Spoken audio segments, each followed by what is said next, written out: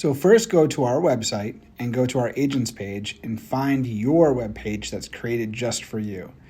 These web pages are powerful because they have all of the entire MLS on them. So once you found your agent page, you click on it, and it doesn't allow you to look for addresses right away. So you have to put in a zip code first.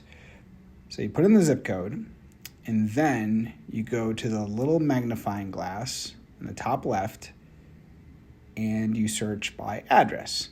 Then you can put in the address. It doesn't have to be your listing. We try to promote listings for our agents and put them out there.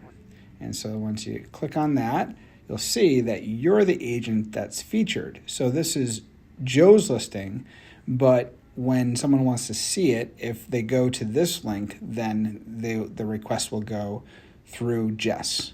So then you go to your social media, you paste the link, so the URL, and then you wait for it to populate. Once it populates, you select the whole link, and then you can type in whatever information you want to write about the property.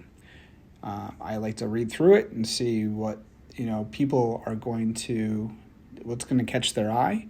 So it could be that they, this one backs up to the Zim Smith Trail. It's on over an acre. It's right in Clifton Park. So you can put all that stuff in it. You can also tag people that that live around there, because it's going to show up in their feed, and then their friends are going to see it as well. I think that it's really important to reach out to the people that you know and let them know that you have this, that we have this as a team, have this property on there. This is a huge advantage for our sellers because they're not just getting the power of one agent marketing their listing, they're getting the power of all of our agents marketing.